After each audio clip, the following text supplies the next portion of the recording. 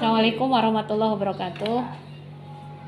Waalaikumsalam warahmatullahi wabarakatuh. Mari kita panjatkan syukur kepada Allah bahwa hari ini kita diberi kesehatan, kekuatan hingga bisa beraktivitas. Sholawat dan salam kepada Nabi Agung Muhammad SAW. Allahumma sholli ala Sayyidina Muhammad wa ala ali Sayyidina Muhammad. Bu Siti, Bu Atun, terima kasih sudah bergabung di PMO.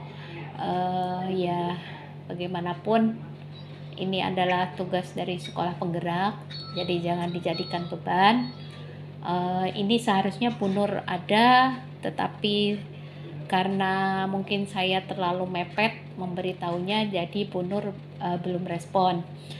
Jadi kegiatan PMO bulan Desember itu paling telat sebenarnya dilaporkan kemarin tanggal berapa gitu, tetapi dari Korfasilnya, koordinator Fasilnya baru menyampaikan ke Bu Destia kemarin, kemudian Bu Destia ke kita, ke orang 6 PSP Grobogan dan Demak.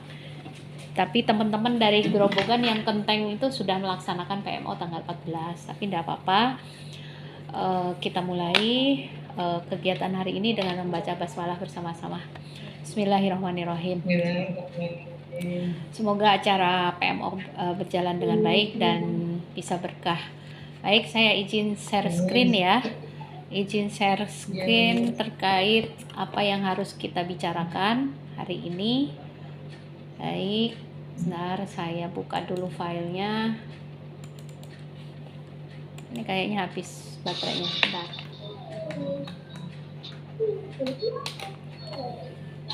Oke. Duduk tadi habis bangun duduk. Saya share screen yang terkait jendela. Ini ya. Sudah terlihat? Sudah ya? Baru ini proses. Oke.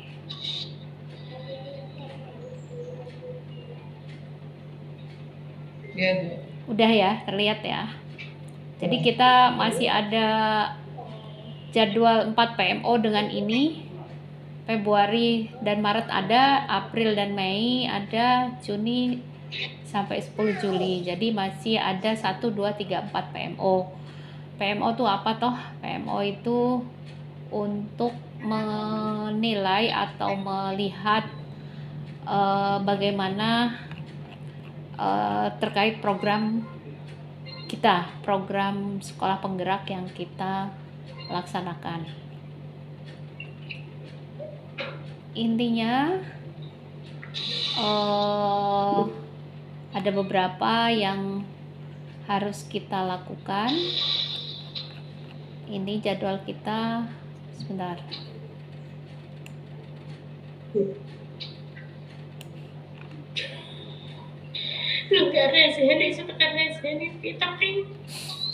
Siapa itu? Rizky? Enggak Bu, entah laptopnya. Ini suaranya aja putus kok. Oh, minta laptop baru mungkin ya itu. Bentar. Ngerti laptopnya Bu? Ngambek wong sana saingane. Iya. Mary dia enggak mau. Oke. Ini adalah suruh duduk nggak mau habis maem mau. Iya, gak apa-apa. Ini adalah kunjungan lapangan September November kemarin sudah Bu Destia. Ini kita masih ada 4 ya, 1 2 3 4. Ini nih. Oke, instrumen, saya lagi nyari instrumen. Tadi udah ketemu loh ya. Instrumen PMO. Oh iya, ini lini masa kita, lini masa mengingatkan aja terkait kita. Lini masa PSP 1. Jadi Desember itu kita tidak ada, tapi ternyata masih ada PMO. Lokakarya besok di Januari ya, Lokakarya penguatan literasi. kemudian ada lokakarya disiplin positif. Ini materi ini tuh ada di PMM semua. Bu Atun sudah sampai disiplin positif belum, Bu? Bu Atun? Belum. Itu Belum. ada. Itu ada di PMM ya, Bu Nanti Atun? tak buka ya. Itu materi itu tuh untuk disiplin positif itu kayak bagaimana menangani anak di kelas gitu ya. Itu ini yang wawasan global itu yang puspeka itu Nanti tak kayaknya. buka ya. Sama di April itu refleksi lokakarya, kita terakhir berarti ini terakhir yang di April itu. Jadi masih ada 4 lokakarya, 1, 2, 3, 4. Oke, ini mana tadi yang PMO nya itu di atas berarti. Bentar. Seharusnya itu kita sama Bu pengawas, tapi mungkin karena salah saya memberitahunya lebih suka mendadak lah. Gimana nggak mendadak, soalnya ya dari sananya mendadak, kita harus cepet-cepet action gitu kan. Nah ini baik, yang kita bahas itu ini Bu Siti, Bu Atun. Mana siapa baru masuk? Bu Siti baru masuk lagi. Oh ya, bentar.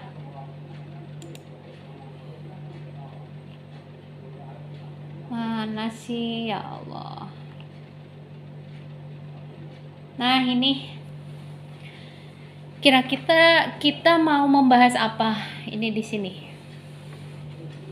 Yuk Bu Atun, silakan Bu Atun. Kita diskusi aja Bu. Yuk Bu Atun, Bu Siti ya.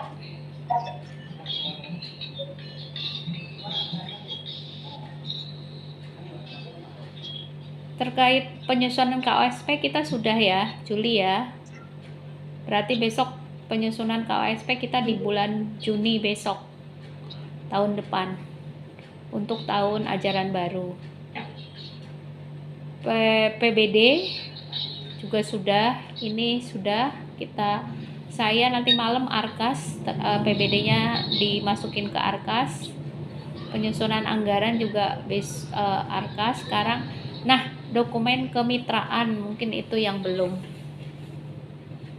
Kemitraan dengan pihak kayak puskesmas, kemitraan dengan orang tua, kemitraan dengan yang lain-lainnya, masyarakat gitu, kita belum. Kalau penyusunan dokumen P5 berarti kita adanya di Drive ya. Untuk yang nomor 1 ini ya. Untuk yang kotak ini ya. Jadi ini strategi kebijakan terkait KOSP, terkait PBD, anggaran, kemitraan P5 itu berarti strategi dan implementasinya itu kebijakan dan program pengayaan siswa. Ini mungkin untuk jenjang di atasnya ya. Yang kedua, strategi pengelolaan SDM. Pengelolaan anggaran, kita Arkas sudah masuk. Besok kita mungkin awal-awal masuk kita akan bahas Arkas itu apa. Jadi Bu Guru juga harus paham. Sekaligus juga walaupun memang akhir Desember ini RKAS itu sudah harus masuk Arkas. Jadi mungkin Bu Guru keterlibatannya menentukan kegiatan apa sih, paling di WA ya saya tanya. Soalnya harus selesai di tanggal 28 ini. Yang sudah berjalan gitu Bu? Enggak. Untuk kegiatan kita? Bukan yang udah berjalan, tapi untuk tahun 2024. Jadi 2024 itu Arkas 4, Arkas kalau sebelumnya versi 2, versi 3 itu sekarang udah ada Arkas 4. Jadi PAUD pun wajib memakai Arkas. Jadi sekarang perencanaan BOP itu tidak manual lagi berdasarkan NPHD. Di situ ada RKAS manual, tidak. Sekarang harus pakai Arkas. A itu aplikasi. RKS-nya rencana kegiatan dan anggaran sekolah. Jadi A-nya. A itu yang dipakai sekolah, tapi kalau markas bukan, M itu dengan wali bukan. Kemarin sudah kita laksanakan juga. Iya, itu salah satunya. Maksudnya aplikasinya Markas itu untuk dinas. Jadi sekarang kita bikin anggaran itu pakai Arkas, kita di Arkas Modul masuknya. aja sudah, penyusunan ATP kemarin sudah. Enggak, ini kita bahas dulu yang ini Bu, yang ini dulu, yang kotak 1 dulu. Yang ini dulu Bu Atun. Saya ini dulu. Saya jelaskan terkait Arkas. Besok ketika masuk, saya pasti harus menjelaskan apa itu Arkas, apa itu tujuannya apa, terus alurnya seperti apa secara simpel aja. Jadi jangan sampai Bu Guru tidak paham itu apa itu Arkas, apa Markas, bagaimana sistem kerjanya. Itu ya. Nah, sekarang ke implementasi pembelajaran di kelas. Kemarin sudah ya, modul ajar, ATP, bagaimana manajemen dan pengembangan sekolah itu Bu. Yang ini, pembelajaran ini, implementasi pembelajaran. Ini. Di kelas itu. Kalau ini kan digitalisasi dalam optimalisasi platform digital untuk manajemen sekolah kan kita sudah pakai Arkas, sudah pakai apa? Siplah, pakai BOP Salur udah yang poin 4 ini di kotak A itu udah. Sekarang kita pindah yang ke kotak 2 ya.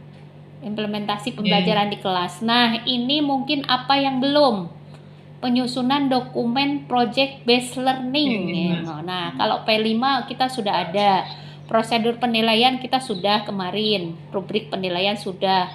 Penyusunan ATP sudah. Penyusunan modul ajar. Nah, yang menurut saya itu nomor 3, apakah Bu Guru sudah? Nomor 3.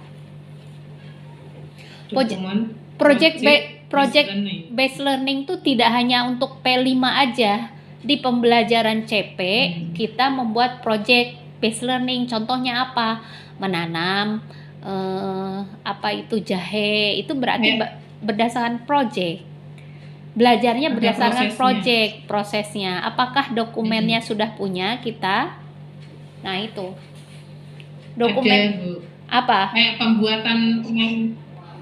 pembuatan apa itu namanya ekoenzim kemarin itu tuh. Oh, itu project based learning ya. Iya, tapi dokumennya sudah punya belum? Ini kan yang ditulis kan dokumennya ini loh. Ini loh, dokumennya. Tapi tidak ada dokumennya, Bu. Nah, tidak itu. Kira-kira kemarin masuknya di Intra, jadi masuknya di modul aja. Oh, gitu. Ya, berarti kan kita perlu saling mengingatkan Bu Atun dan Bu Siti ke teman-teman yang lain juga. Kita tuh kalau pembelajaran kita intra CP itu kita berdasarkan project based learning, kita harus ada dokumennya loh. Paling enggak rencananya ada di modul ajar. Tapi mungkin pas pelaksanaannya tuh kita dokumenkan dengan apa? Dengan video mungkin atau dengan foto gitu. Itu juga kan bentuk dokumen juga kan? Iya kan? Atau di YouTube kan. Menurut saya gitu loh. Kalau menurut Bu Atun, Bu Siti gimana ini? Yang poin 3 ini. Gimana? Ya, penyusunan itu kan memang kita kan ada tahapannya toh Bu. Jadi dari awal memang kita persiapan itu berupa modul ajar. Terus nanti untuk kan sudah di modul ajar kan ada alat dan bahan seperti itu, macam-macam, ada kegiatan yang secara narasi itu toh kan 1, 2, 3 itu ada kegiatannya bagaimana, itu kan sudah di ya mungkin fotonya Bu. Oke. Sip. Berarti sudah sejalan. Berarti ini kita tinggal ini selama ini kan apalagi HP-nya Bu Siti gitu kan, langsung dihapus kalau sudah dibikin video. Nah, saya mengingatkan kembali untuk poin yang ini tuh gimana kalau kita tuh ada penyimpanan drive sendiri, minimal drive belajar ID-nya Bu Guru gitu. Tetapi itu kan aksesnya hanya 1 orang, sulit ya kalau mau pinjem. Misalkan aku butuh foto ini nih, gimana kan itu yang akun drive sekolah yang gambarnya anak wisuda biru-biru itu kan juga sudah mau penuh. Kita bikin lagi per tahun tuh kita bikin misalkan, atau kita menggunakan akun belajar ID biar dokumen-dokumen project based learning tuh ada gitu di drive dan kita bisa gunakan gitu ya. Udah, berarti kita udah penyusunan dokumen pembelajaran berdiferensiasi. Ini berarti kita masih perlu penguatan ini kayaknya, soalnya masih Bu Lika sama Bu Cindy juga ini masih mungkin hal yang baru ya. Metode mengajar yang beragam. Kita tuh harusnya keliling mengajar loh Bu Siti, Bu Atun. Ngeliat terus anaknya dikemanain gitu kan. Anaknya kemana? Bisa aja misalkan tukeran mengajar kelas A dengan kelas B, kelas A1 dengan A2 gitu. Bisa aja ini tuh. Untuk project based learning itu termasuk intra apa ekstra ya Bu? Intra toh yo. Jadi Bu Atun gini, project based learning itu tidak hanya di P5 aja. Iya, halo. Project based intra ya. Intra toh Bu. Jadi intra itu kan CP ya. Itu bisa project based learning, bisa berbasis buku, bisa kalau yang diajarkan Bu Istirokah itu Playword juga berbasis buku. Jadi CP itu tidak hanya project based learning itu bukan P5 aja, CP juga intra boleh ya, seperti disebutkan tadi Bu Atun, bikin ekoenzim itu kan project based learning, iya kan? Jadi intra pun bisa project based learning. Nah, tidak hanya 1 hari gitu loh, tidak dilakukan hanya 1 hari. Iya, ya ada yang 1 hari, ada yang lebih dari 1 hari. Yang jelas perbedaannya dengan P5 itu, kalau P5 itu kan dimensi profil pelajar Pancasila dan itu minimal 1 minggu gitu. Enggak bisa sehari 2 hari kalau untuk P5. Tetapi untuk CP bisa sehari, bisa 2 hari, enggak dibatasi. Tetapi kan namanya itu project based learning gitu. Dulu juga saya sama kayak Bu Atun gitu, Bu Atun. Pikirnya project based learning tuh hanya P5 gitu. Ternyata project based learning itu bisa di CP. Jadi pendekatan pembelajaran tuh macam-macam, ada berbasis buku, inquiry, kemudian project based learning, macam-macam. Udah ya? Kita sepakat ya? Oke. Ini pembelajaran berdiferensiasi, silahkan dipelopori oleh KP, Komite Pembelajaran Bu Atun sama Bu Siti. Bagaimana sih pembelajaran berdiferensiasi? Berarti asesmen diagnostiknya itu diterapkan di perbedaan pembelajaran ya. Kemudian metode asesmen yang beragam itu sudah, berbasis project udah. Metode mengajar yang beragam yaitu tergantung gurunya, termasuk tadi usulan saya, gimana kalau guru itu tuker mengajar gitu, atau guru observasi mengajar di kelas yang lainnya.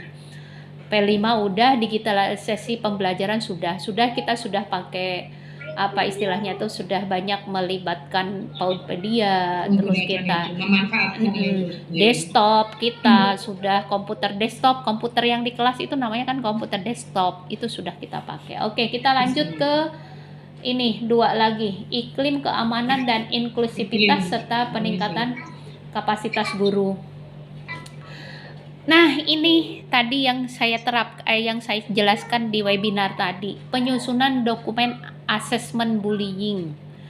Nah, ini kekerasan seksual, asesmen narkoba, asesmen pengembangan budaya positif. Sepertinya kita tuh buat apa sih kekerasan seksual, narkoba, moso si anak PAUD. Ternyata kita juga paling tidak kita memiliki dokumen ini. Jadi bagaimana program penanggulangan kekerasan seksual. Ini yang kita bidik strateginya, yang kolom ketiga ini. Jadi saya mungkin dianggarkan besok di 2024, Bu Siti, Bu Atun, kita ada pertemuan guru, kita membuat penanggulangan bullying gimana, penanggulangan narkoba gimana, penanggulangan kekerasan seksual gimana. Iya. Jadi paling tidak anak bullying, kamu gendut, kamu gitu. Ada kan yang nyebutin nama orang tuanya gitu kan, ada anak yang nggak terima itu. Ada kayak si Evano di kelasnya Umar itu kan, itu masuk ke arah situ gitu. Jadi termasuk program pengembangan budaya positif. Ini kan budaya positif itu di sini adanya. Pengembangan budaya positif, termasuk mungkin ada nanti di PMM itu terkait disiplin positif juga akan bisa ke sini ya. Oke, kira-kira ada yang perlu tambahan tentang iklim keamanan dan inklusivitas? Soalnya kita di rapor pendidikan di lembar PBD kemarin kita kedetek belum aman dan belum inklusif. Akar masalahnya apa? Akar masalahnya kemarin kita itu belum ada SOP terkait ini. Terus kita tidak ada mitigasi, kita tidak ada latihan kalau ada banjir, latihan kalau ada kebakaran, latihan kalau ada gempa, itu tuh sesekali kita harus programkan, Iya. gitu ya. Oke. Kira-kira ada tambahan nggak ini? Yang ini? Jadi nanti kita jadwalkan ya di RKS, kita keluarkan untuk mungkin untuk biaya konsumsinya ya, kegiatan ini, penyusunan program-program ini ya, gitu ya. Kalau ini berarti iklim keamanan itu belum termasuk itu ya, bencana alam itu belum